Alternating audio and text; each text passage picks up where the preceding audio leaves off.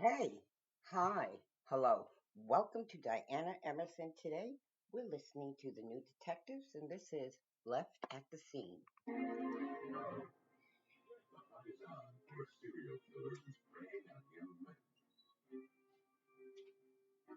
Investigators have a plan to catch him, but wouldn't take your bait.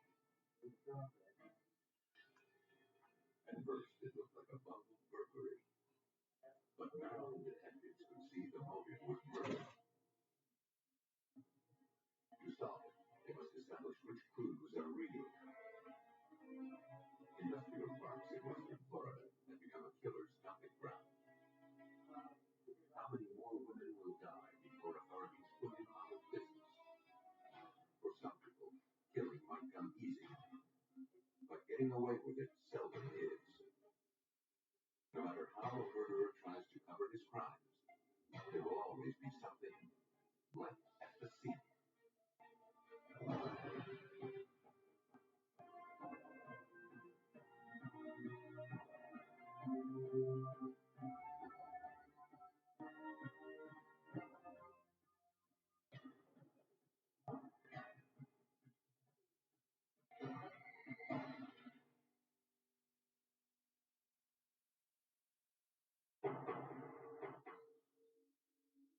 Charlotte County, Florida, April 17, 1996.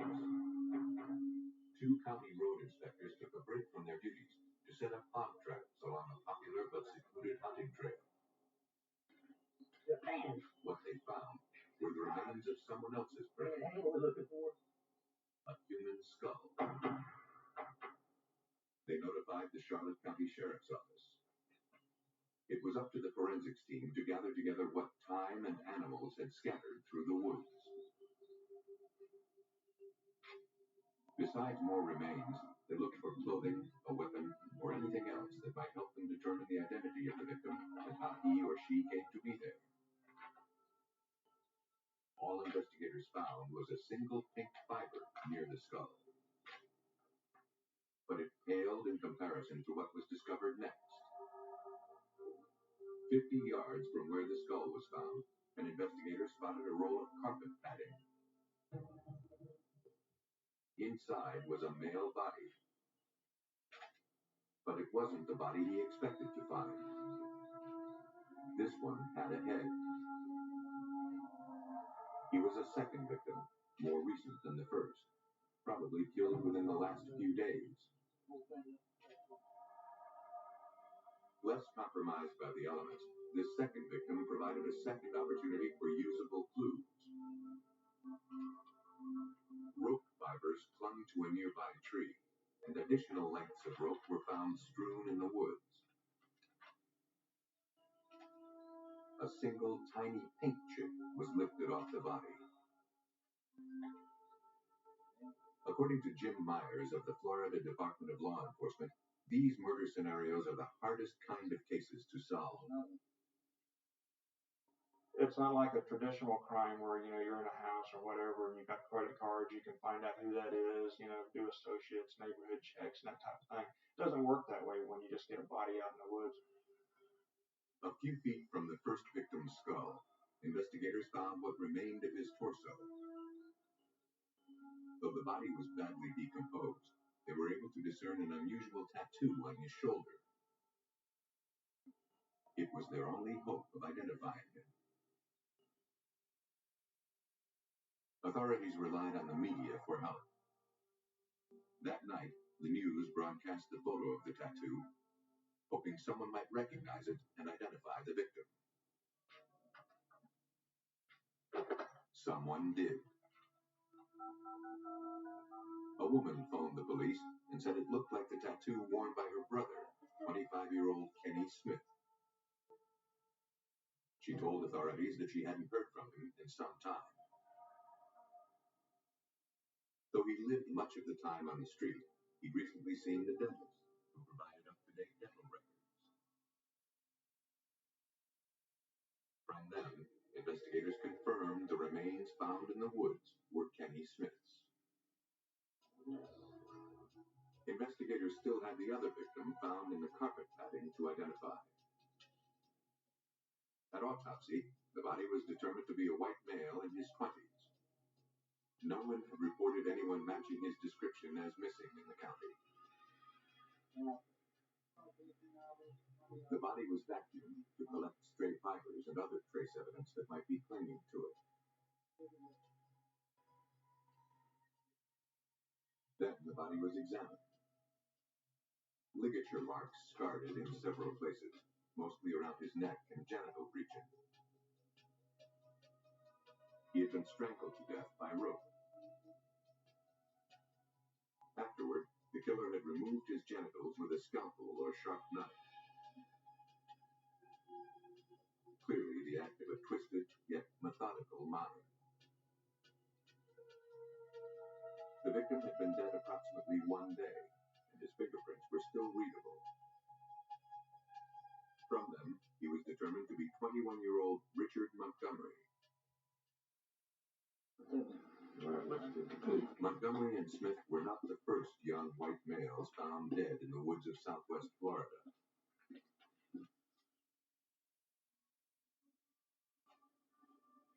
Yo, Rick, looks like we got something over here. Okay, hold on. Between 1994 and 1996, 3 others had been found in the woods of Charlotte and Sarasota counties. Fearing they were dealing with a serial killer, Chief Investigator Rick Hobbs called in a criminal profiler. He reviewed the evidence that we had and basically confirmed that in his opinion, he felt that the same person was responsible for all these murders. And he described the person as possibly a sexual sadist.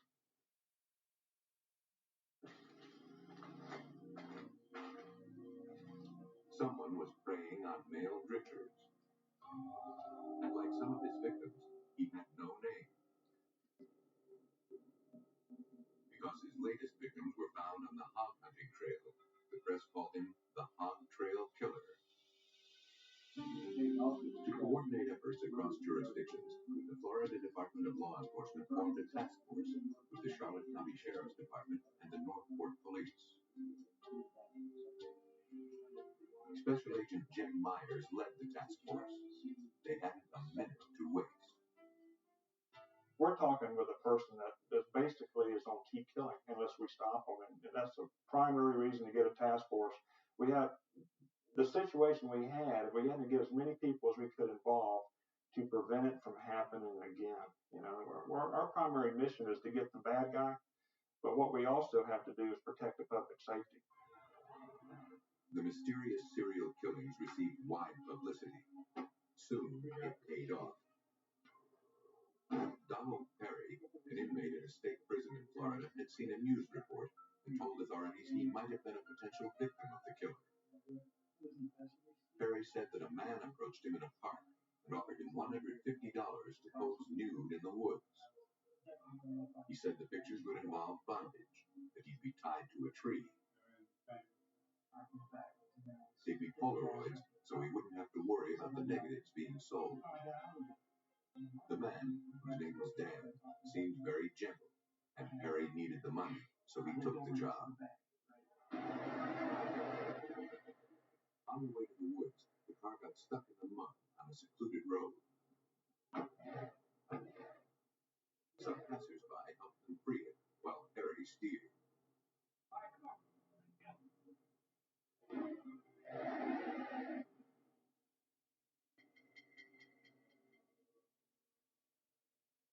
That was when Perry noticed the kit Dan had prepared for the photo shoot.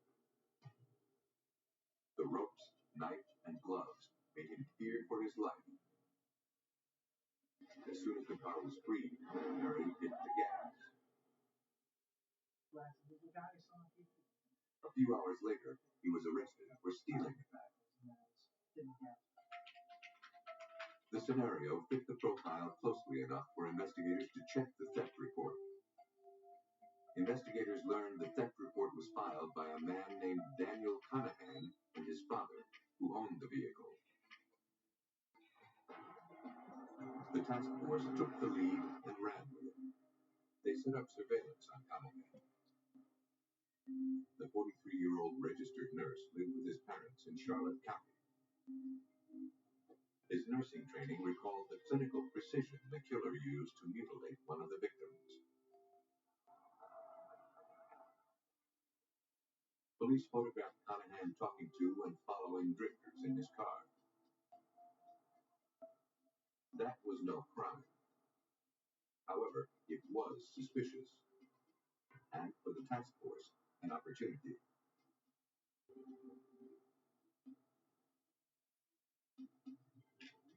They sent an undercover officer to pose as a decoy. They met several times as the decoy built Conahan's trust. The detective wore a body wire to record their conversations. Conahan eventually asked the detective to pose for pictures in the woods. Hoping Conahan would open up and say more, the undercover detective asked him to his camp in the woods, which was already staked out by a SWAT team. The detective had his agenda to gather evidence. But Conahan didn't cooperate. As the detective continued asking questions, Conahan lost interest. Investigators came away with only circumstantial evidence and nothing to warrant an arrest. If Daniel Conahan was a sadistic serial killer, he remained free to stalk new prey. Last week on 16. Police in Florida were on the trail of Daniel Conahan, suspected serial killer. But they had no real evidence. In June, 2 months after the last two murders were discovered, a Fort Myers police officer recalled a case from 3 years earlier. It was similar to an incident recently reported by an inmate named Donald Perry. Once again, it was a prisoner who held the key. Stanley Burton, serving time in Ohio, had a story to tell. It had a familiar ring. He said that he'd met a man outside a hamburger joint in Fort Myers who offered him money to be tied up in the woods and photographed. He said the guy's name was Dan. Needing the cash, Burton consented. Dan asked him to remove some clothes and then began tying into a tree with clothesline he cut with a pair of pliers. The situation quickly spun out of control. Once Burton was immobilized, Dan began tightening the ropes around his neck. When they were sufficiently tight, Dan left him and never returned.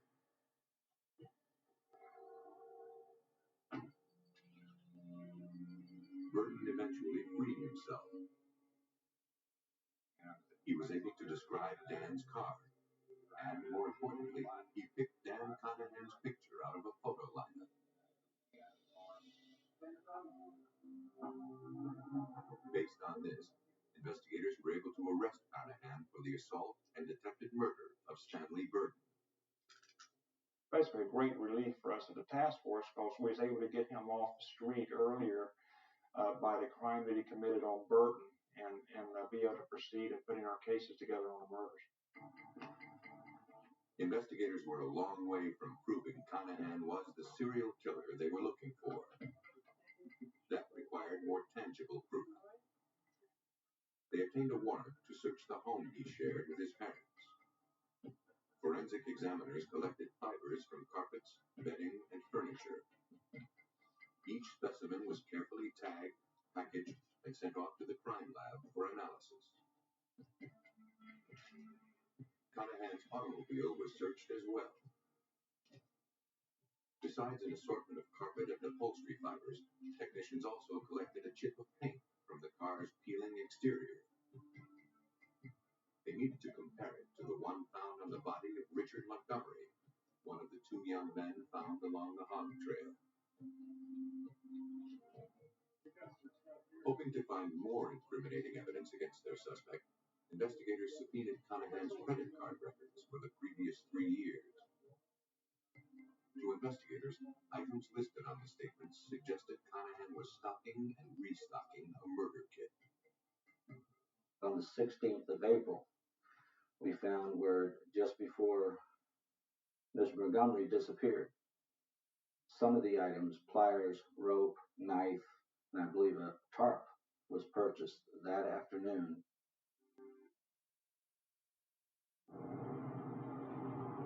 The items were purchased at a store just down the street from where Richard Montgomery lived.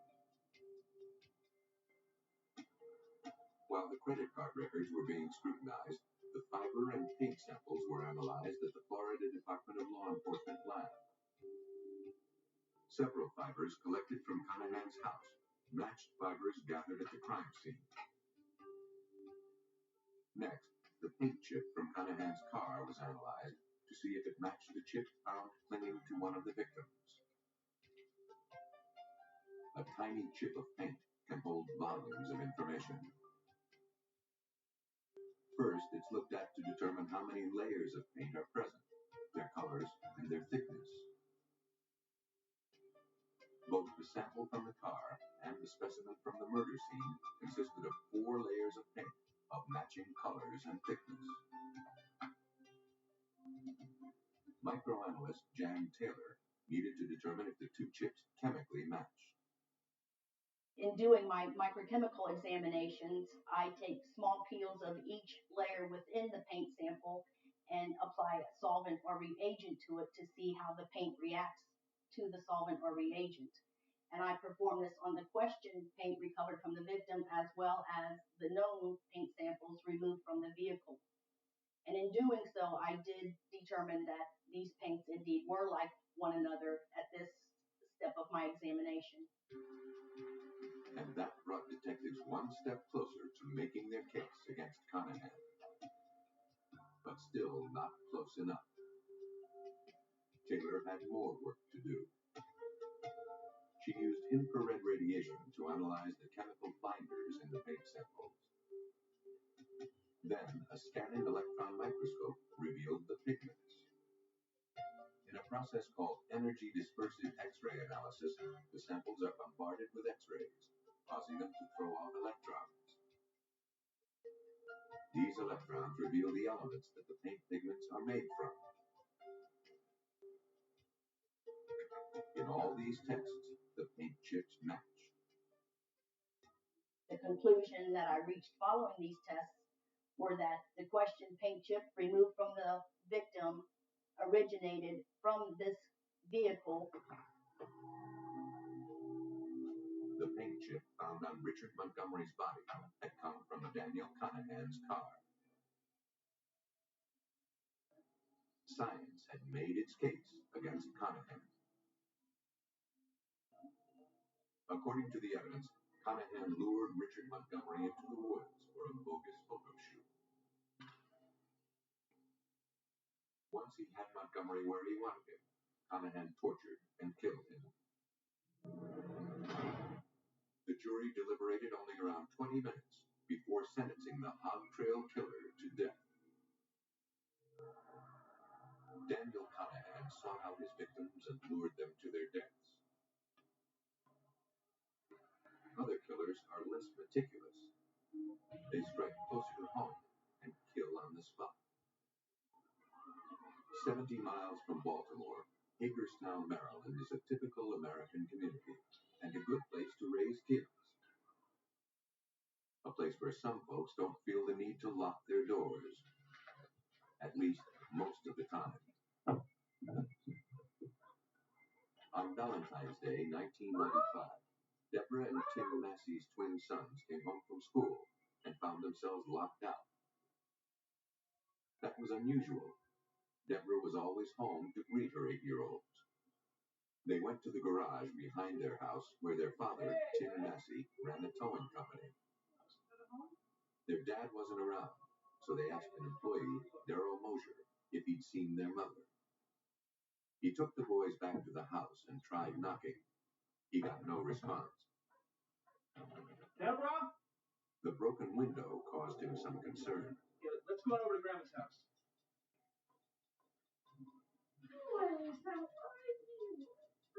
Tim Massey was out on a job, So Mosier brought the boys to their grandmother, who lived nearby.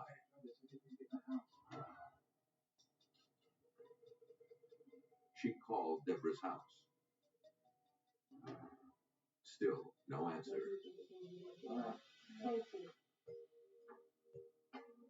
Sensing that something had to be wrong, Darrell Mosier returned to the house and entered.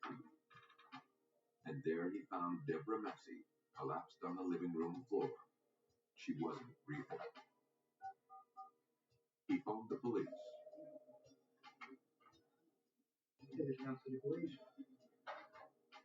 He reported that someone appeared to have broken in, but the doors were still locked.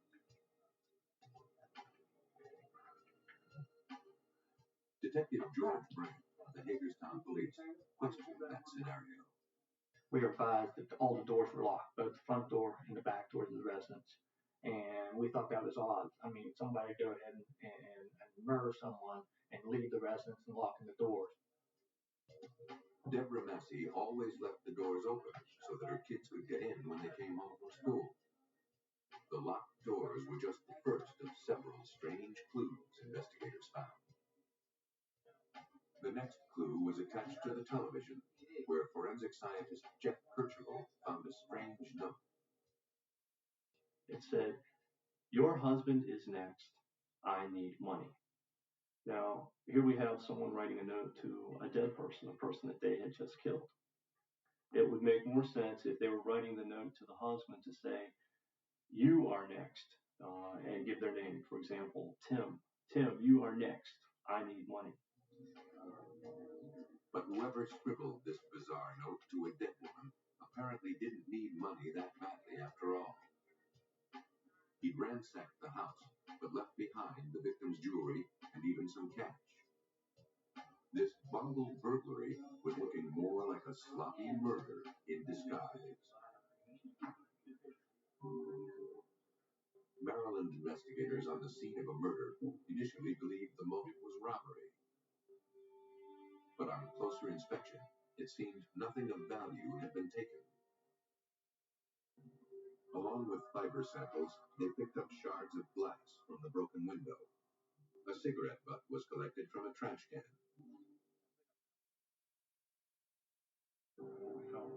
Mrs. Massey was not a smoker. The house had no ashtrays, lighters, matches, or cigarettes. Investigators believed that the killer must have left this cigarette butt behind. Deborah Massey, who had recently filed for divorce from her husband, Tim, lived in the house with her twins. By all accounts, she was a devoted mom who stayed active in her children's lives. Though Tim Massey had moved to an apartment, he still operated the towing service out of the backyard of the house. While the crime scene was being investigated, detectives reviewed Darrell Mosier's statement. Mosier claimed that Tim Massey arrived for work at around 10:30 a.m., stayed about 10 minutes, then left. Around 11:45, Massey returned. Mosier saw him walking towards the house. Mosier said that Massey returned a few minutes later. They spoke briefly, and then Massey left again. Mosier left for lunch shortly thereafter. Mosier said he didn't see Deborah at all. An examination of the property demonstrated that the only way to get to the back door was to pass by the garage. Mosier said he saw nobody pass there except for Tim Massey. But Massey never stayed for any length of time.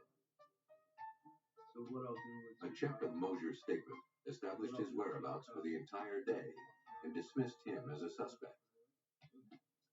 So whatever happened at the Massey house happened while Mosier was away for lunch. At the killer's point of entry, investigators found a toolbox. Inside was a hammer with glass particles clinging to it, probably used to break the window. As the investigation of the house continued, Tim Massey arrived. He said his mother contacted him when Darrell Mosier brought the kids over and said that the house had been broken into. Police informed him of his wife's murder and took him to the station for questioning.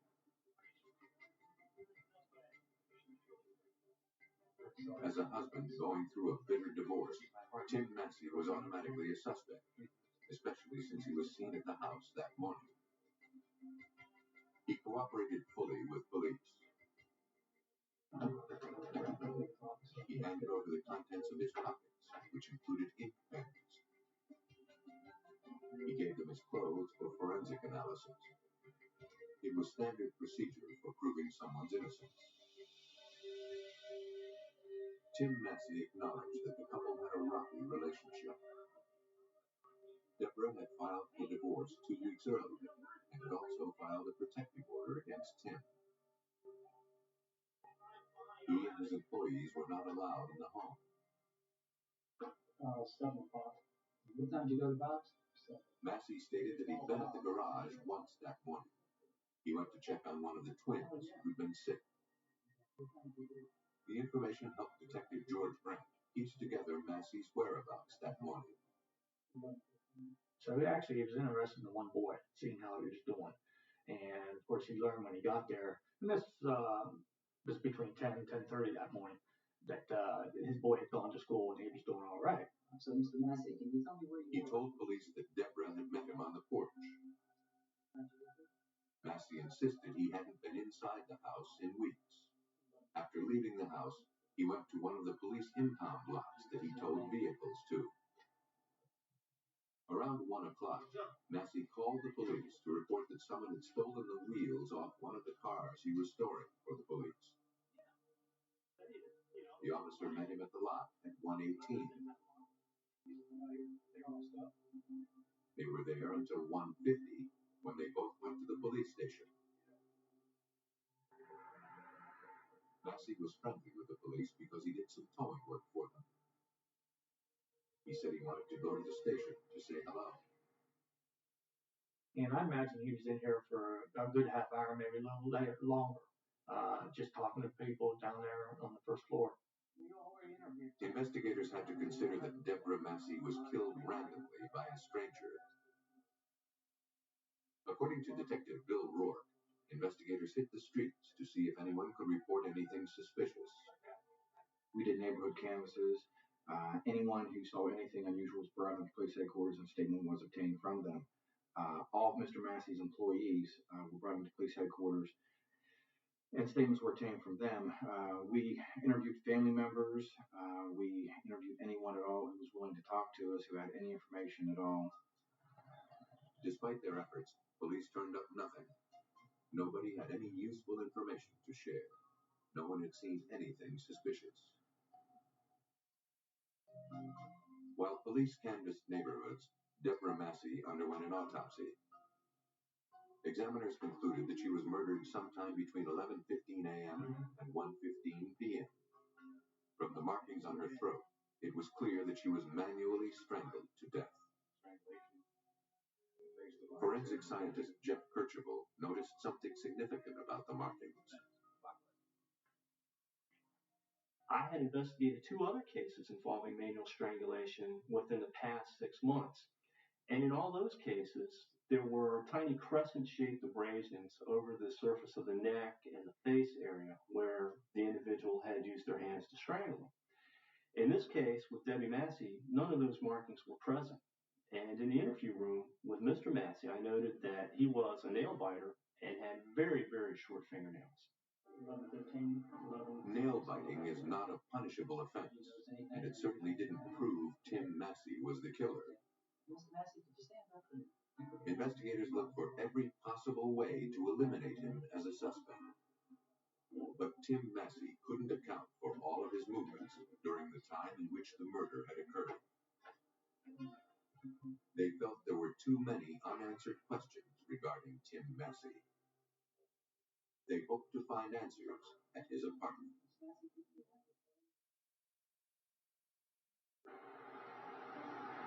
Investigators believed that Tim Massey might know more about his wife's murder than he was letting on. He gave his consent to search his apartment. In a hamper, investigators recovered a pair of trousers, In the cups were small fragments of glass. This was the first piece of incriminating evidence against Tim Massey. When he had arrived at the house, officers kept him at a safe distance to prevent contamination of the crime scene. It was unlikely that he came in contact with the glass on the porch at that time. But for the fragments found on his pants to be true physical evidence, they needed to be tested. The fibers and the glass collected from the pants were compared against samples taken from the murder scene. They matched. The lab also tested the ink from the pens that Massey handed over during his interview.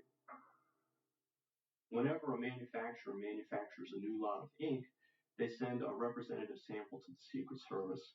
At that particular point in time, they had somewhere in the neighborhood of about 7,000 different inks in their reference library. The ink on the note matched none of the database samples, suggesting that it was a generic brand. The odds of matching it to a specific pen grew even slimmer than 7,000 to 1. And yet, one of Tim Massey's pens had exactly the same chemical characteristics as the ink on the note found at the scene. But the most indelible mark of Massey's guilt was the freshly smoked cigarette found at the crime scene. It was Tim Massey's brand, and more precisely, his DNA was on it.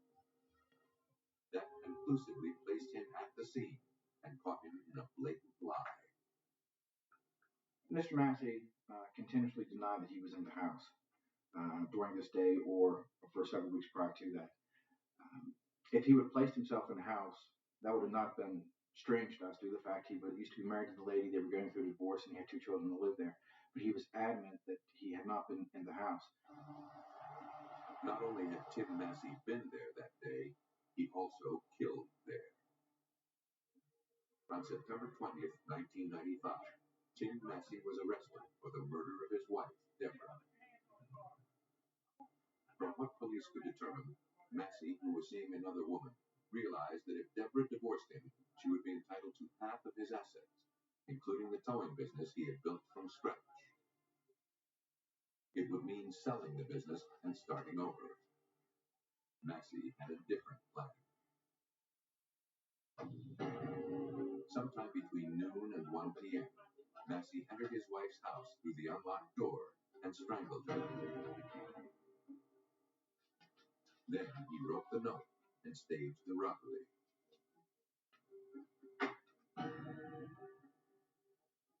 He knew his kids would come home from school, and he didn't want them to find their mother's body, so he locked the door on his way out. He broke the window to simulate a break-in.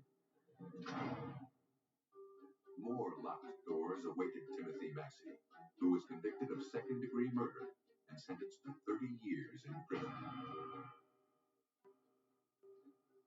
Tim Massey tried to disguise his crime through a series of false clues.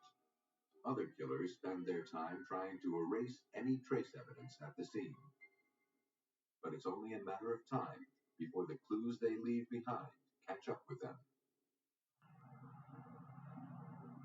Pinellas County is a small southern peninsula jutting out of Florida's western flank. It's home to the resort and fishing community of Clearwater. It was also the site of a series of grisly murders. On October 20th, 1995, a delivery person discovered the nude body of a woman outside an industrial park. Police arrived at the scene and began to gather clues, but few were found.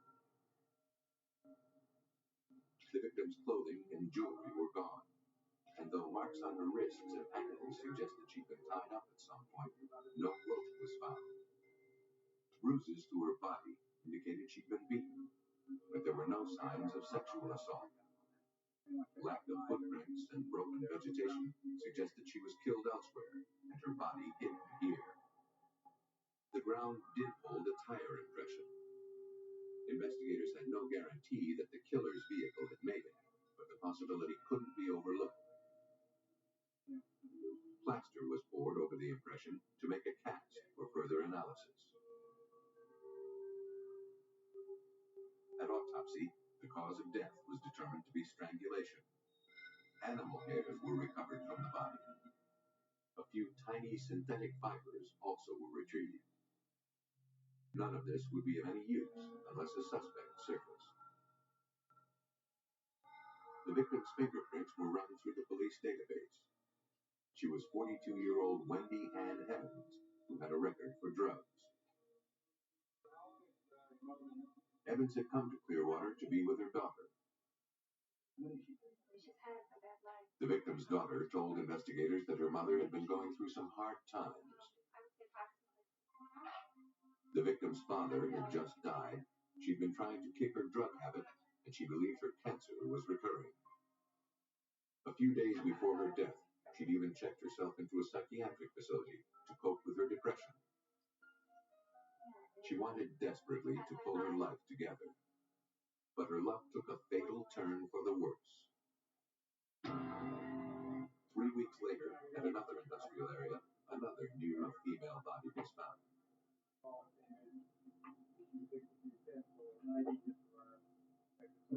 Like Wendy Ann Evans, this victim had been bound and beaten, then left in a secluded spot. Again, there were no signs of sexual assault. The similarities between the two cases defied coincidence. Both were found in industrial areas within 10 miles of each other. The latest victim was identified by police records as 40-year-old Peggy Darnell, a prostitute from Clearwater. Sergeant Mike Ring worked the case. We had no physical evidence from that scene because of the decomposition of the body. We had no hairs, no fibers, no footprints, no tire tracks that were of any value to the investigation. Nevertheless, investigators suspected the same person was responsible for both murders. And these might not have been the killer's first victims. A check of police records revealed a third victim. 15 months earlier, a prostitute named LaDonna Steller was found murdered. Except for the span of time, the details were eerily familiar. All three women were white females. They'd all been found nude, no jewelry or clothing on any of the bodies. And the cause of death, at least on Steller and Evans, was manual strangulation with some physical beating. The only crime scene to provide potential forensic evidence was the murder of Wendy Ann Evans. Detective Tom Klein of the Pinellas County Sheriff's Department tried to make the most of the scant clues. The tire track had been sent off to the Florida Department of Law Enforcement for analysis. The fibers were being analyzed at FDLE. We were consistently talking to the prostitutes in the area and trying to make contact with their Johns. So we were keeping very busy. And so was the killer. In January 1996, 3 months after Wendy Ann Evans was killed, the body of 27-year-old Cindy Pugh was discovered behind a dumpster. Its location was halfway between where the two other victims were found. And like them, she was nude and had been strangled. If any doubt about a serial killer remained, the murder of Cindy Pugh erased it.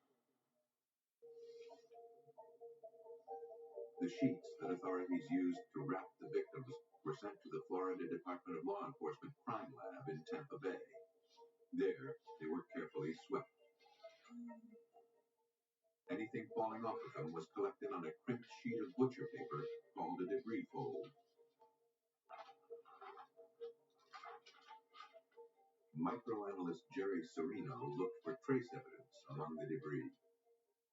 When using a stereo microscope to actually sift through the debris, it's a very time-consuming and slow process. It was time well spent. Among the debris collected from the Wendy Ann Evans murder, Serino found 4 picked carpet fibers. They matched the carpet fibers found on Cynthia Pugh. More animal hairs were also found. They were sent off for further analysis. Cynthia Pugh's body also had a tiny shred of cigarette filter paper clinging to it. The trace evidence proved that the women were the victims of the same killer, but it brought authorities no closer to finding who that killer was. He was free to keep on killing. Investigators formed a task force to alert potential victims and to monitor the area where the prostitutes worked. Meanwhile, in another department of the FDLE, senior analyst Oral Wood studied the tire tread lifted from the first murder scene. I was looking for a particular tire with a similar tread design. Once I found that similar tread design in my tire guidebook, I was able then to determine it was a Firestone Radial ATX tire. A check with the manufacturer revealed that the tire was made for light trucks, but few were sold. In fact, they'd stopped making it 3 years earlier. We asked them to pull up any inventory that would reflect sales of this particular size and style tire, and they were able to show that there was only one set of 4 tires sold in the Tampa Bay metropolitan area in the previous 3 years. The manufacturer gave investigators the name of the dealer, who in turn told them he purchased the tires, someone named Terry Howard. Detectives began surveillance at Howard's home and discovered that she was a woman. Someone was killing women in Florida, and investigators' only clue was a tire tread. It brought them to the home of a woman named Terry Jo Howard. She owned a light truck, like the one they were looking for. But it was driven mainly by a man who lived with her. We didn't have him identified. We had no idea who he was. His name wasn't on any of the leases, wasn't on any of the telephone subscriptions or power subscriptions. He was put on separate surveillance and was eventually identified as a window installer named James Randall. Investigators' efforts were beginning to pay off. Once we had Randall identified, we started an in-depth background on him. We found out all about his previous arrests in Massachusetts, the fact that there were outstanding warrants for him for violating his parole, the previous history of him being a suspect in a murder in Massachusetts. Randall certainly fit the mold for a murder suspect, and the surveillance revealed that the tires on his girlfriend's truck were the same type found at the murder scene. But investigators needed hard evidence. Then they got a break. During the surveillance, Randall pulled into a tire store and had 2 of the truck tires replaced. Police obtained the old ones from the dealer. But it wasn't enough. Their tire expert needed all 4 to make the comparison against the cast from the crime scene. Investigators came up with a plan. First, they purchased a new set of tires to switch with the ones on Randall's truck. We then had the manager at the tire store contact Terry Jo Howard and told her that the 2 tires that he put on her truck were defective, and if she took the time to bring her truck in, he would give her 4 brand new tires for free. She couldn't come quick enough. She came in, she exchanged the tires, and now we have all 4 tires. The tire expert determined that one of the tires from Randall's truck was consistent with the impression left at Wendy Ann Evans' murder scene. Not only were the manufacturer's tread patterns the same, but more important, the nicks, abrasions, and wear patterns also matched. Like a fingerprint, these characteristics are unique to every tire. That proved that the truck was there, but it didn't necessarily mean that it was there at the time of the murder. Randall could have driven his truck there days or mere minutes before the crime occurred. Investigators needed proof. They needed physical evidence that directly linked him to the victims. But they still didn't have probable cause to get a search warrant for his house. The stray hairs on both Wendy Ann Evans and Cynthia Pugh's bodies were determined to be dog hair. Randall's girlfriend, Terry Jo Howard, owned a dog.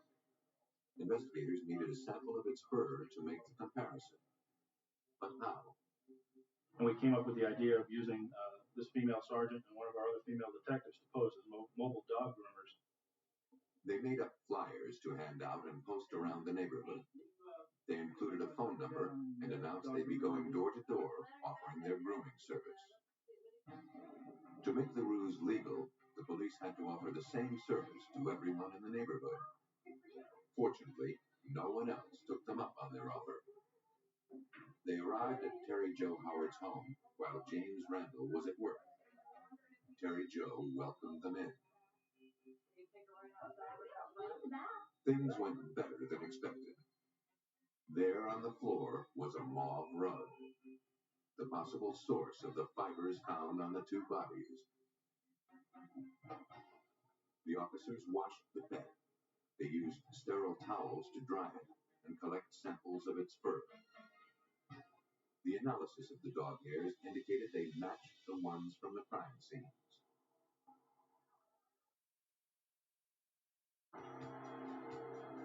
Now, detectives had the tires and the dog hair to tie James Randall to the slayings. But prosecutors felt they still didn't have grounds for a warrant. It was time to pull out their ace in the hole. By living in Florida, Randall was violating his parole in Massachusetts.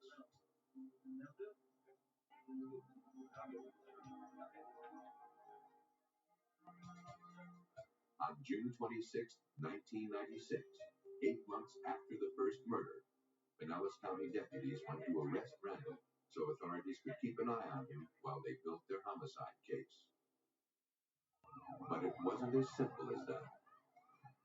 At the sight of the deputies, Randall sped off, racing through a neighborhood before abandoning his truck and fleeing on foot. He managed to scale a fence and vanish into a densely wooded area.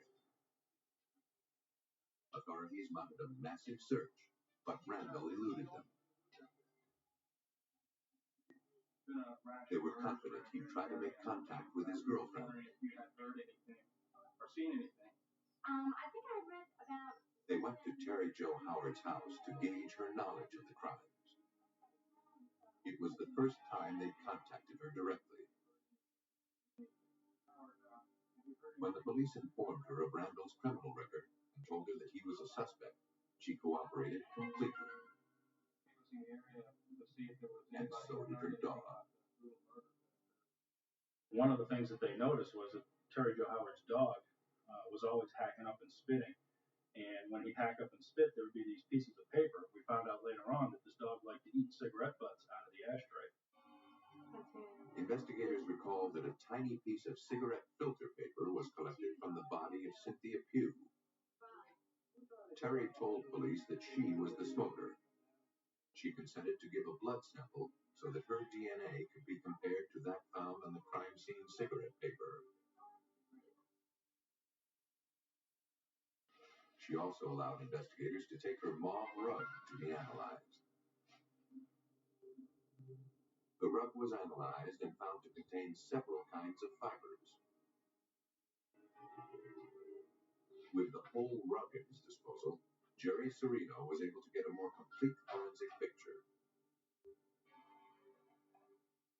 He compared the rug to fibers taken from victims Pugh and Evans. I was able to say that those fibers could have come from this particular rug. If they did not come from this particular rug, they came from a rug that had the exact same characteristics that had an opportunity to come in contact with both Cynthia Pugh and Wendy Evans. In the language of forensic fiber analysis, that's considered the closest thing to an exact match. But it was the DNA analysis that clinched the case. It linked the scrap of paper found on Cynthia Pugh to the cigarettes in the home of Terry Jo Howard and the suspect, James Randall. Randall, still on the lam, returned to the house 4 days after he fled.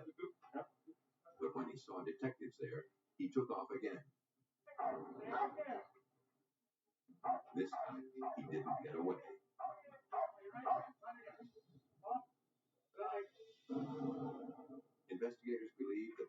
Mary Jo Howard was out of town, he'd pick up prostitutes, bring them home, and kill them.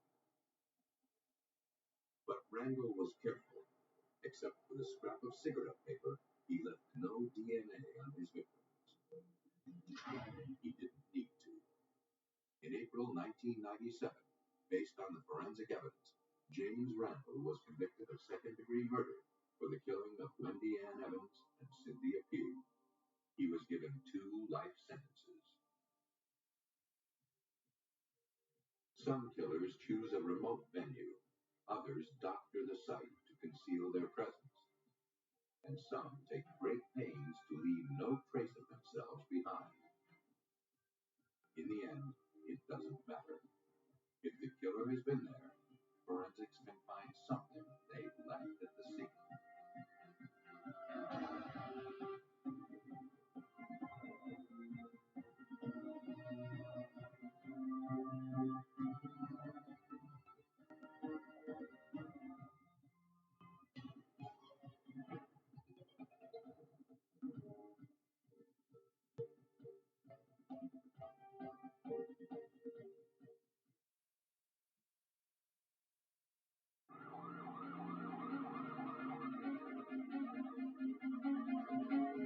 A young electrician suffers an agonizing death. The victim's care may determine whether it was a job-related poisoning or a deliberate act of murder. The wife and mother-in-law of a police officer die from apparent heart attacks just weeks apart. A paper trail leads to a possible double homicide and a bizarre double life. An engineer with no apparent health problems becomes mysteriously ill and dies. A bounced check triggers a relentless search for the truth. Poison is a silent killer, but not completely undetectable. By utilizing advances in forensic technology, detectives can now expose the perpetrator of an invisible death.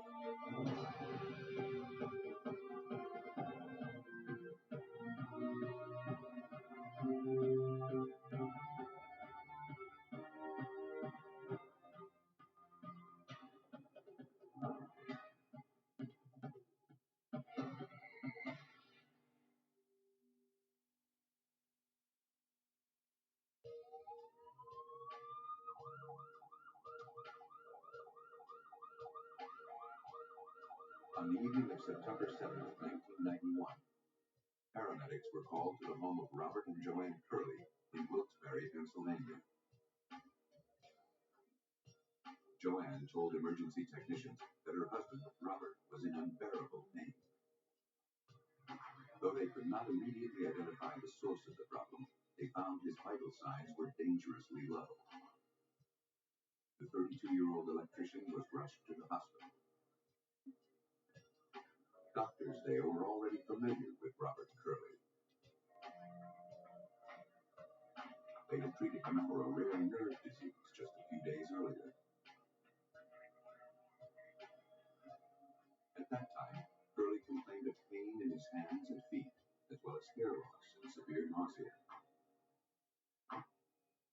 Now, the escalation of Curley's symptoms caused them to reconsider their diagnosis.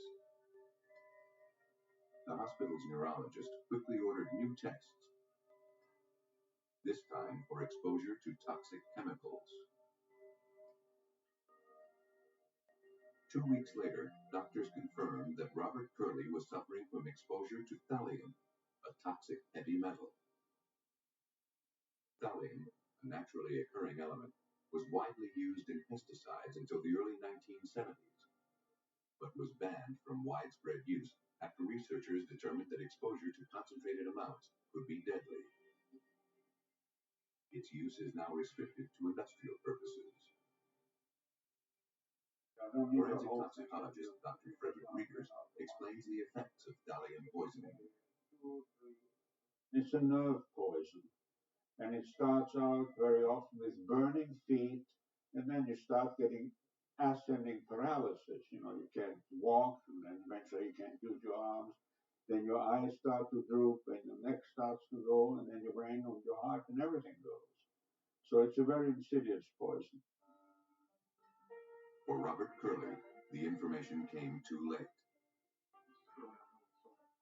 The damage had already been done, and the effects were irreversible. After suffering a massive heart attack, he was placed on life support.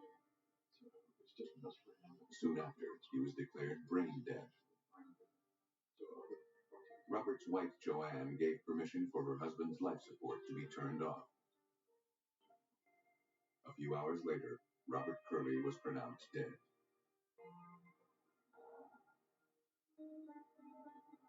The official cause of death was cardiopulmonary failure due to thallium poisoning. Now they had to determine how and where he came in contact with the deadly chemical.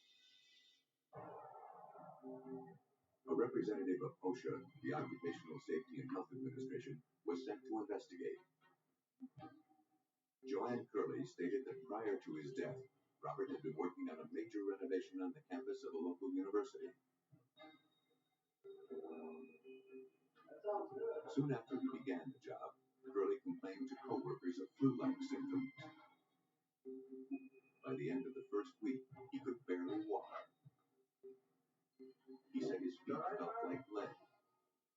His colleagues noticed that he looked sweaty and red-faced. Robert Curley would spend the next month in and out of hospitals, going from one medical crisis to another. The facility where Robert Curley worked housed chemistry labs, as well as rooms where chemicals were stored, including 5 containers of thallium salts.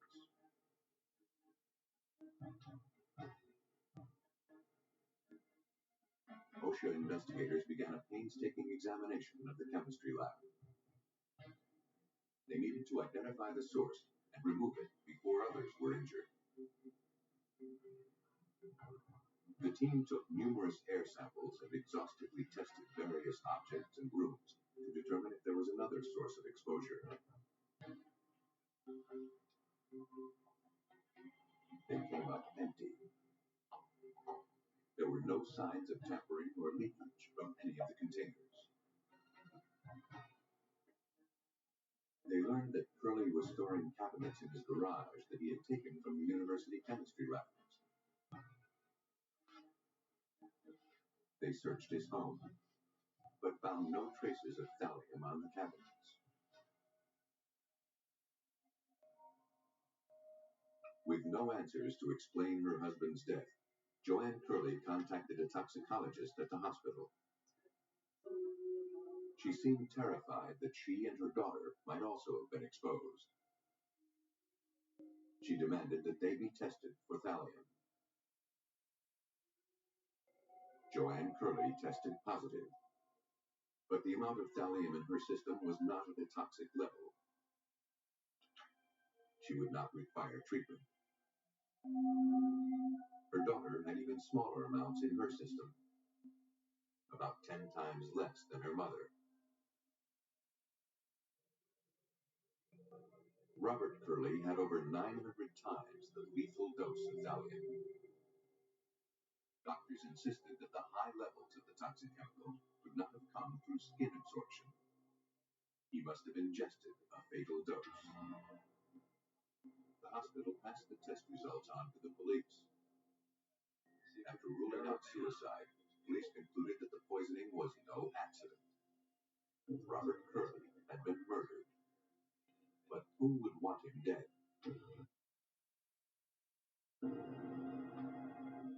Investigators needed to know every aspect of Robert's daily routine. As police collected items from the house, Joanne told detectives that her husband would routinely take a half-gallon thermos filled with iced tea to work with him each day. Any tea left over at the end of the day was shared by the family that night at dinner.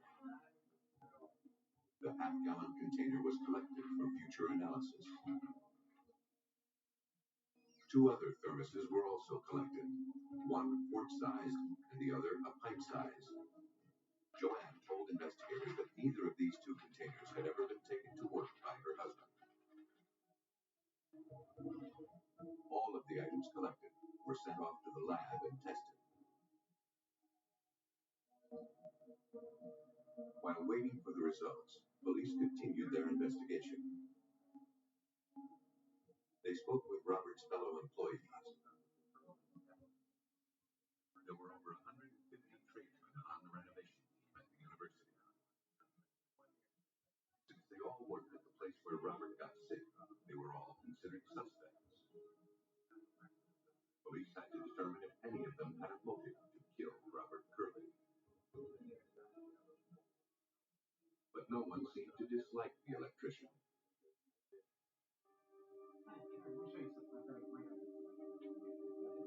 Robert's co-workers revealed that Joanne had recently come into a large sum of money. She had been awarded over $1 million in a wrongful death suit after her first husband died in a traffic accident. The financial windfall was a source of friction. Robert wanted to use the money to start his own electrical contracting company. Joanne made it clear she had no intention of bankrolling her husband's dreams. It's my money. Well, we can talk about it. You can't. It's my money, and you're not getting it. Investigators learned that as a result of Robert's death, Joanne stood to collect an additional $300,000 as the sole beneficiary of several insurance policies. The information was enough for police to put Joanne on the suspect list. But since she and her daughter had also been poisoned, it seemed unlikely that she was the killer. In the lab, examiners tested nearly 100 items taken from the Curleys' home. Only 2 of the items from the Curley home tested positive for thallium. The half-gallon thermos Robert took to work with him each day, and one of the smaller thermoses Joanne insisted never left home. For police, the findings were troublesome. Since thallium was found in a thermos Robert never took to work, there was no direct link between the poisoning and the university. Police began to suspect they had been looking in the wrong place for Robert's killer. The lab results were leaked and published by a local newspaper that was following the investigation.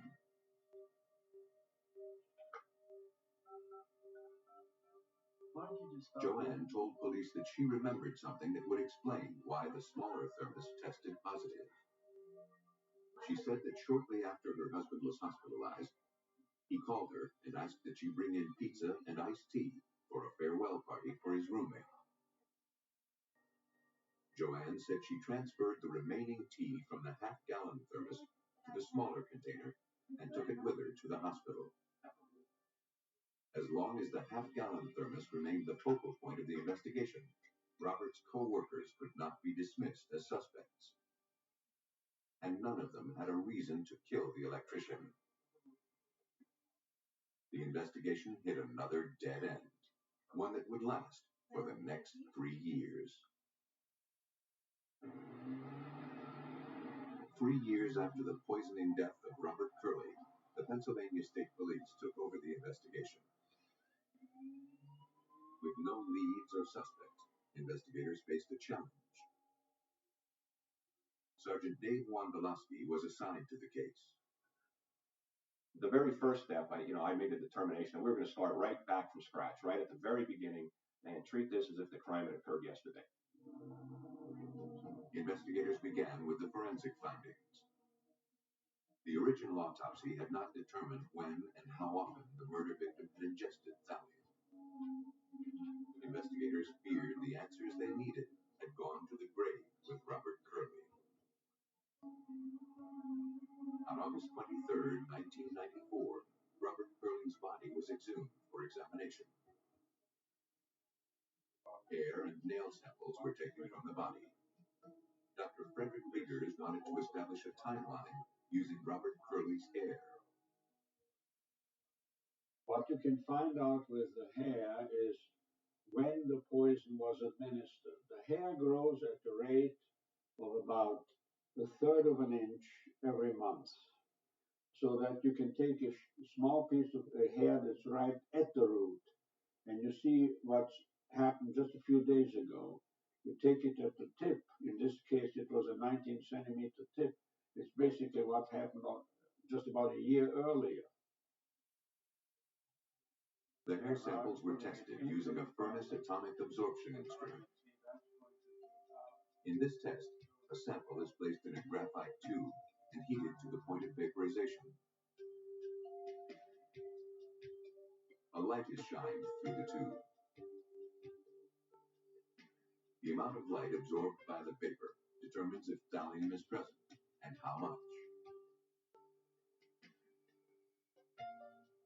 Robert Curley's hair samples told an especially revealing story. The hair is long enough so that you can say that in November of 1990, he started getting thallium, and probably even earlier. And that apparently then there was he got another dose around March of 1991. Another one, a smaller one perhaps, sometime in April. And then he got a whopping dose in June. And then he continued to get doses because instead of going up and down, it just kept going up. Then there was a pause, and then we found actually that towards the very end that it was going up like crazy. Robert Curley had started ingesting thallium well before he began working at the university. He had been slowly and methodically poisoned to death. Then, a final massive dose had been administered, around the time he was last hospitalized. The one person with both motive and access was Joanne Curley. Investigators scoured Joanne's previous statements. Of particular interest was her account of bringing pizza and tea in a pint-sized thermos to Robert and his hospital roommate in the days before Robert's death.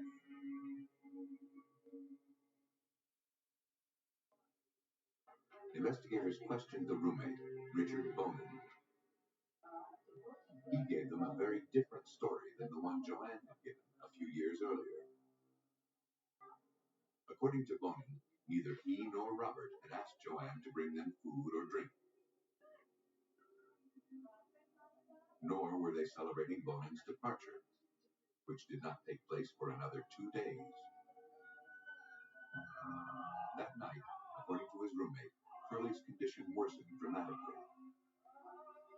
He was screaming in pain. Bonin summoned help.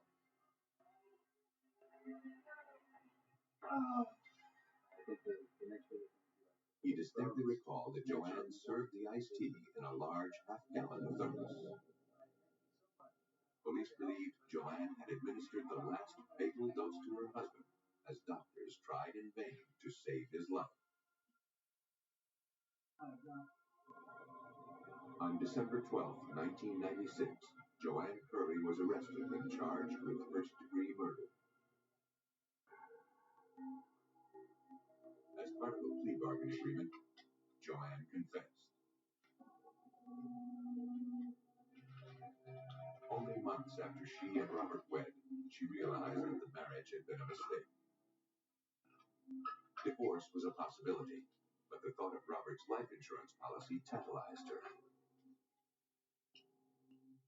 An old jar of rat poison she discovered in the basement seemed to be the answer. She could rid herself of her husband and net nearly $300,000 in the bargain.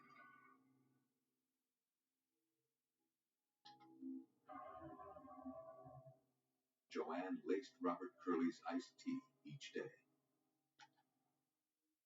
To divert suspicion, she administered a harmless dose to her daughter and herself.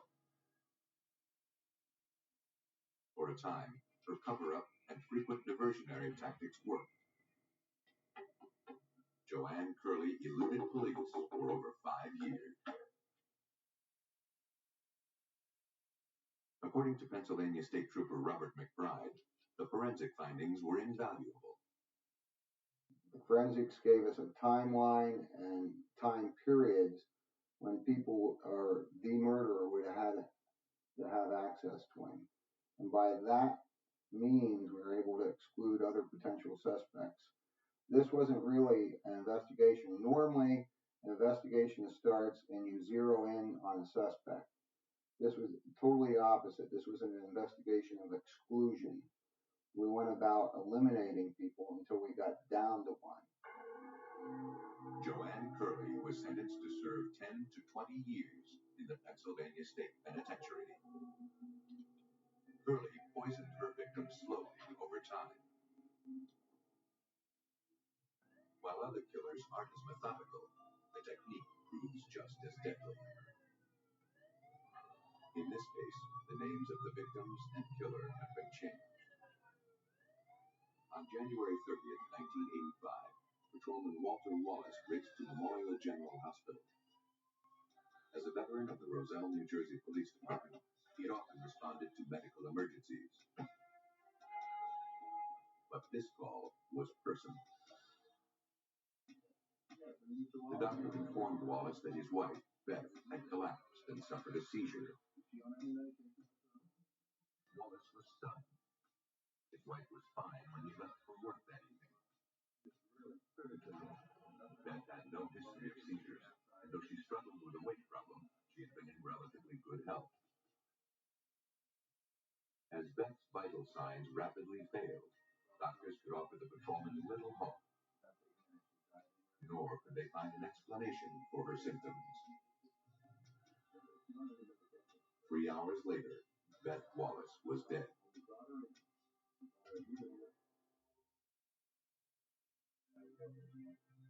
Beth and Walter had been married for 24 years and had 3 children together. Beth's mother, Rose Parker, was living with them when the tragedy occurred. Because of the sudden and mysterious nature of Beth Wallace's death, the doctor requested an autopsy.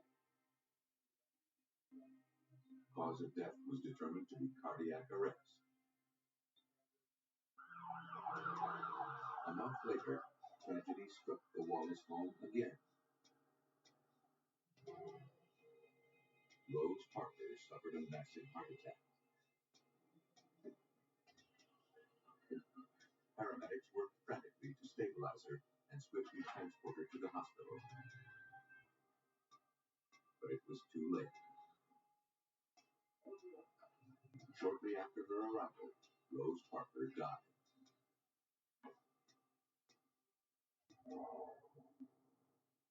At the Union County Prosecutor's Office, investigators learned of the deaths from Rose Parker's lawyer. The fact that 2 healthy women had died suddenly and within a month of each other seemed suspicious. He asked investigators to look into Walter Wallace. Assistant Prosecutor Richard Rothbard followed up on this information. Anytime you have a public official, much less a police officer, who is suspected as being the perpetrator of a crime, you have to be extremely sure that the evidence points in that direction before you proceed and before you bring a case against that individual. To rule out foul play, investigators contacted Dr. Reng Lang Lin, chief toxicologist for the state of New Jersey. An examination of the files showed that no toxicology testing had been done. Rose Parker's body, they quickly learned, would yield no clues. There had been no autopsy. She'd been embalmed and buried. But in Beth Wallace's autopsy, tissue samples had been taken. These were sent off for extensive toxicological testing. It would be 6 weeks before investigators would receive the results. Well, she doesn't have a lot of time, right? Captain Edward Johnson requested Walter Wallace's personnel files from the Roselle Police Department. From its contents, a portrait of the man emerged. Wallace was an exemplary police officer. He was popular with his superiors and peers. Nothing in the file was out of the ordinary or raised suspicion. Captain Johnson read the file in its entirety, including Wallace's military discharge papers. It showed to have won several important medals and listed a lot of combat service over in Vietnam. For whatever reason, I can't remember exactly what sparked it, but I was looking at it, and I was at first impressed by the record that this fella had. Then there was something on the 214 that just didn't look right. Johnson contacted the U.S. Army to verify the record. His suspicions were confirmed. He never had any of those medals. He was never in special forces. In fact, we can't verify overseas service on the part of this man. So the 214 that was in the police department file was a forgery. Walter Wallace was a liar, but was he capable of murder? To find out, investigators would need to talk with the people who knew him best, his fellow officers. There is a certain difficulty, obviously, in investigating a police officer for crime because you have to go into his department, talk to people that he works with every day, and the more people you talk to, the more you're signaling where your investigation is going. Hi, Jeff. You got that file? Investigators made a low-profile visit to the Roselle Police Department while Wallace was off duty. I'll get it back to you in a couple of days. Okay? They didn't expect Wallace's colleagues to be forthcoming, but one officer surprised them. According to the officer, there was something perplexing about Walter's marital status. He suspected that Walter had married a woman named Jacqueline Deal while he was still married to Beth. Investigators wondered, was Walter legally divorced or living a double life? Through Beth's friends, investigators learned Walter was away from home a lot. He told Beth he was being treated at a VA hospital for exposure to Agent Orange. And that's why sometimes for a week or so he might be gone, or he might be gone for the whole weekend. She's not going to see or hear from him. And she's not going to be able to get in touch with him because the ward that he's in over at the hospital doesn't have any kind of telephone. He was pretty, and for a while he was pretty good at juggling all of this. Investigators traveled to nearby Elizabeth, New Jersey to question Wallace's other wife. Thank you. Well, Jacqueline Deal confirmed that she and Walter had been married on November 2nd, 1984, 3 months prior to Beth Wallace's death. She said Walter had divorced his wife the summer before. Walter had brought over the divorce papers when it was final, and the two had celebrated. Investigators found the divorce decree among documents provided by Rose Parker's lawyer. Numerous irregularities made them question its validity. Investigators searched for the original divorce decree at the county courthouse. There was no record under the name of Wallace. They then searched under the case number, only to discover it belonged to somebody else's divorce. The case name clearly read Martin versus Martin, not Wallace versus Wallace. Police surmised that Wallace used his badge to obtain the Martins' divorce decree. Wallace altered the document in order to obtain a marriage license with Jacqueline. Investigators sent the document to the FBI lab for further analysis. They had caught Walter in another lie, and this one indicated a possible motive for murder. But investigators were perplexed. Why would Wallace fake a divorce and kill his wife rather than legally end the marriage? Looking for a potential financial motive, investigators scrutinized Beth's will. Walter stood to inherit everything, including the family house. But something about this document also caught the investigators' eye. The will was dated just 2 months prior to Beth's death. The timing seemed too convenient. Further investigation revealed the existence of an earlier will. In this version, Beth had left everything to her mother.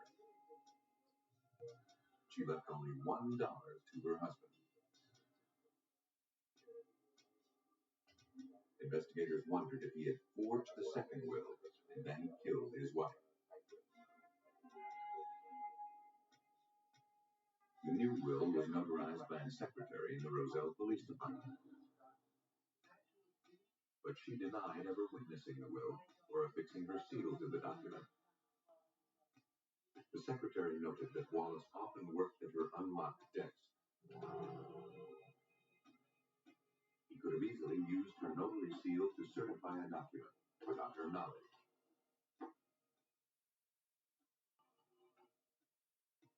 Investigators had built a strong circumstantial case against Walter Wallace, but they needed proof that his paper trail had led to murder.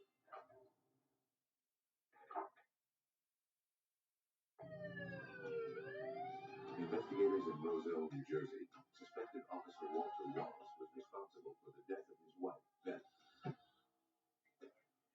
Now they hoped to support their circumstantial case with hard proof that Wallace poisoned her. 4 months into the case, the New Jersey State Lab reviewed the results of a general toxicological screening of Beth's blood, tissue, and urine.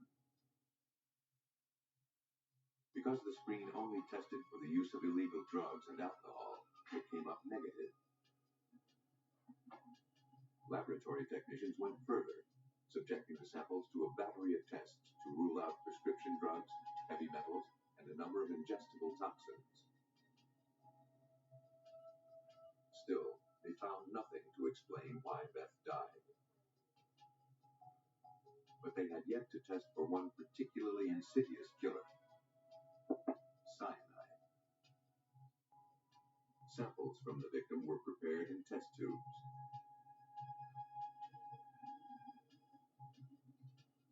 A color reagent was then added. If cyanide is present, a reaction occurs. Ultimately, the sample turned a dark shade of purple. Beth Wallace had cyanide in her system when she died. To determine the concentration of the poison, the sample was read by a spectrophotometer. A lethal dose of cyanide is about 2.5 milligrams per liter. Results showed that Beth Wallace had nearly twice that much in her blood and more than 3 times that amount in her spleen. The detective's next move was to tie Walter Wallace to the cyanide. Every detective that we had in the Major Crimes Unit went out there and started banging on doors in the factory district that they have over in Roselle. We went to every one of us, like, whether you think they have cyanide or not, stop and ask, do you have cyanide? Are you missing any? Did anybody ever come looking for any? They need to run your hands, make sure you wash your hands. The canvassing paid off.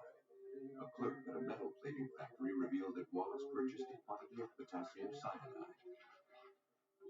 The officer told him he needed the chemical to raise the serial number on a handgun. On June 18, 1985, Walter Wallace arrived at police headquarters and was asked to report to the chief's office.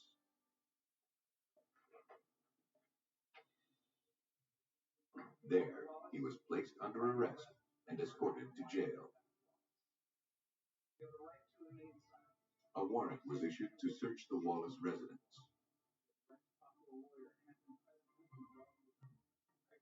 Here's our situation. The prosecutor's office enlisted the aid of their narcotics team. Due to the nature of their work, team members of skill had conducted meticulous searches. James Durkin was a member of that team. Once we got to the house, it was somewhat evident why the chief had asked us. The house was a littered mess from attic to basement. And that particular day, we had a team up in the attic as well as the basement, and we were going to meet in the middle. Police removed some 100 items from the Wallace home. A manual typewriter was found hidden behind the couch.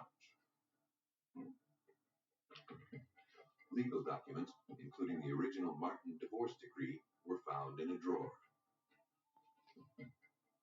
Upstairs, the narcotics squad found a trap door leading to the attic. Writing samples, along with a page of forged signatures, were collected. Within 15 minutes, a team member discovered a crucial piece of physical evidence. Bingo. An empty bottle. What have you got? The handwritten label read potassium cyanide.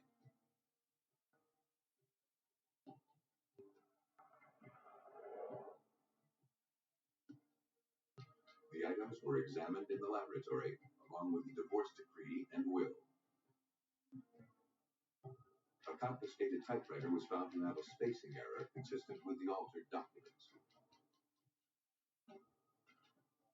More damaging, signatures on several of the papers were determined to be forged by tracing.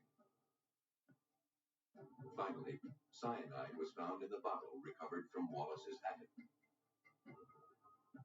The label was in his handwriting. In May 1986, Walter Wallace was found guilty of bigamy and the first-degree murder of his wife.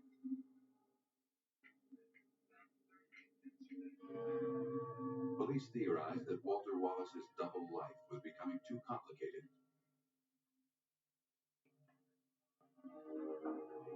Instead of filing for divorce, Walker chose murder.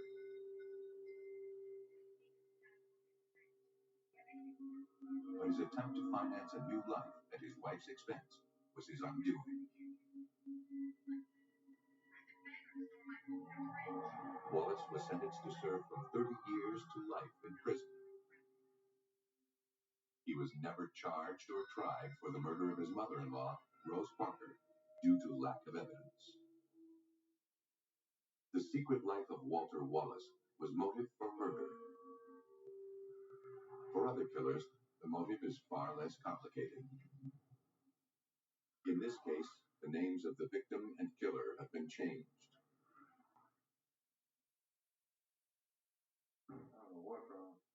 On July 17, 1991, Dana Jacobs awoke to find her husband, Larry, violently ill. This is a little different. It seemed like food poisoning. He had intense stomach pain with vomiting and diarrhea. Does your stomach feel like? When his condition hadn't been improved by morning, she decided to take him to the emergency room. She stopped at the neighbors to drop off their children. John Ballier was concerned. Larry had been in and out of the hospital for weeks with gastrointestinal problems.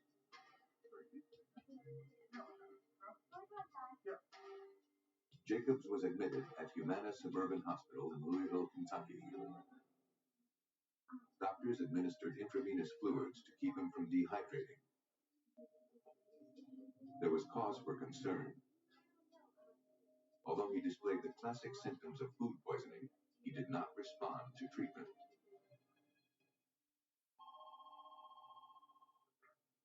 Hello. The next day, Dana called John Ballier with tragic news. Her husband Larry was dead. She asked him not to say anything to the children until she could tell them in person. I think it had an impact on us, just having the kids there, having a good time, oblivious to the fact that their father had died and that their lives were going to change probably dramatically. An autopsy was performed with Dana's permission. Doctors wanted to know what had killed the otherwise healthy 41-year-old man. Apparently, Jacobs had suffered a massive heart attack. Yet there was no indication of heart disease or what triggered the attack. His sudden death was considered a mystery. On Monday morning, John Ballier related the sad events of the weekend to his colleagues at the Commonwealth Attorney's Office. Of course, the kids play together. Hey, John, how are you? Shortly afterward, Ballier received intriguing news from a fellow attorney. His brother-in-law owned a chemical company. Dana Jacobs had been a recent customer. How are you doing today? In fact, she came in the day her husband got sick. She purchased a chemical called colchicine. His brother-in-law only remembered the purchase because Dana's check had bounced. And his brother-in-law had called him complaining about the fact that this check had bounced. And he thought it was kind of an interesting coincidence that the two events involved the same family. Balliet researched the chemical. He found that colchicine in small doses is used to treat gout. Larger amounts could be fatal. He contacted Barbara Weekly Jones, Assistant Chief Medical Examiner for the Commonwealth of Kentucky. There is a fine line between therapeutic levels, meaning giving relief from gouty arthritis, and levels of the drug that can cause significant side effects. And the main side effects of this drug are nausea, vomiting, and diarrhea, which, when it reaches a bad, severe state, can cause death of an individual. Dr. Weekly Jones was aware that the general drug screen performed at autopsy would not reveal a specific toxin, such as colchicine. She prepared blood and tissue samples for further testing. She was not optimistic the test results would prove definitive. If Jacobs had ingested colchicine, it had probably been eliminated from his bloodstream prior to his death. Their only hope was to find traces of the chemical in specific organs. Because the gastrointestinal tract absorbs it, it gets partially metabolized in the liver and it gets excreted in the kidney. So those three organs would be the most likely areas to find any residual colchicine at the time of the autopsy. It would take 2 weeks to obtain the test results. Investigators would have to wait for the answer to a crucial question. Had Larry Jacobs been murdered? Larry Jacobs, a 41-year-old father of two, had died of a mysterious stomach ailment. John Balliet, Jacobs' neighbor and a Commonwealth attorney, was suspicious. He assigned Detective Pat Conklin of the Jefferson County Police Department to investigate. Balliet told Conklin that the dead man's wife had purchased a potentially lethal chemical called colchicine just days before his death. The detective's first order of business was a visit to the state medical examiner's office. The results of Larry Jacobs' toxicology test had finally come in. He had 160 nanograms per milliliter of colchicine in his system. More than enough to kill him.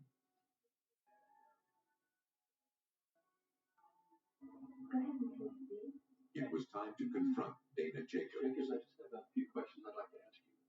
First, I have to inform you that... But investigators were surprised by the reception they received. She invited us in. There was no hint of any problems. She was very cordial with us. We never had the first bit of hesitation on her part of talking with us. She readily admitted to buying the colchicine. She said she needed the substance to kill algae growing in her swimming pool. Investigators asked if she still had any left.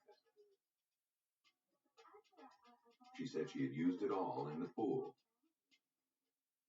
I asked her how she came across the chemical, and she gave us the name of several businesses that suggested that she used this chemical to control the algae. Detectives contacted these businesses in an effort to confirm Dana's story.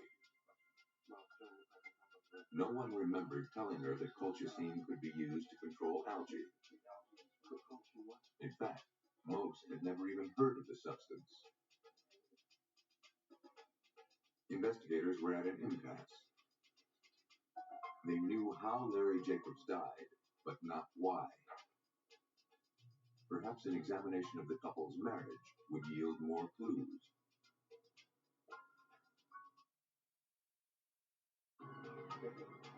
Investigators visited Larry's sister.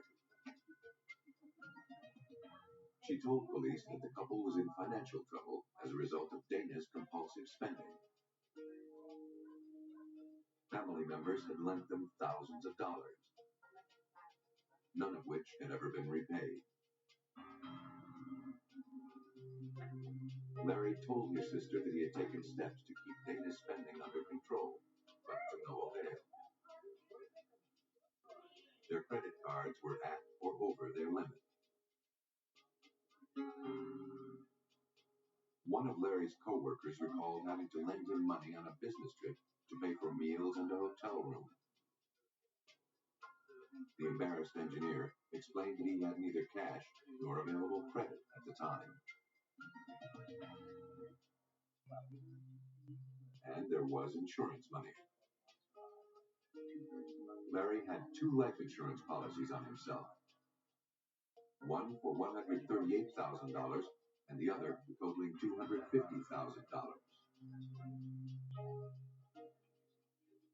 Detectives dug deeper into Dana Jacobs' background. They learned that the respectable wife and mother had a troubled past. Before she was married, Dana had served time for bad check charges. From her prison records, investigators learned that a counselor had diagnosed her as a pathological liar who urgently needed psychiatric treatment. Dana Jacobs was arrested and indicted on murder charges in January of 1992. Police were certain they had cornered a killer. But a new clue was about to emerge, a clue that could possibly put her in the clear.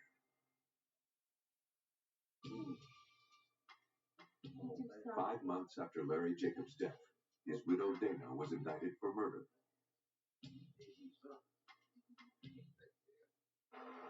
Out on bail, Dana was back at home with her children. Just weeks before her trial, she made a discovery that could exonerate her.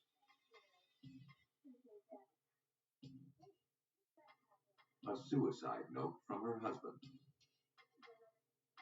In it, he said the financial strain was too much to bear. Investigators were skeptical, but the note did appear to be in Larry Jacobs' handwriting. Moreover, it was well known that the deceased had been depressed about money matters. With his background in chemical engineering, it was possible he was familiar with colchicine and used it to end his life. The suicide note was forwarded to Stephen Slater, the Commonwealth's document expert. The first thing he noticed was that different pens had been used.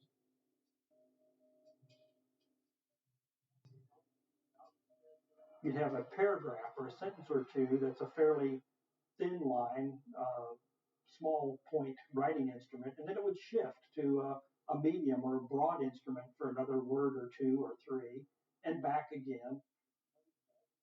It quickly became apparent that the note had been created by cutting and pasting words and phrases from Larry Jacobs' writings.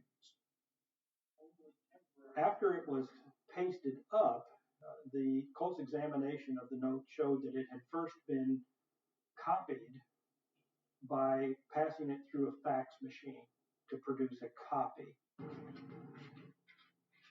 In the 5.5 months following her husband's death, Dana Jacobs spent close to $200,000, half of the insurance money she'd collected. One of her first purchases had been a fax machine. The suicide note she doctored represented a last desperate gamble to throw authorities off her trail.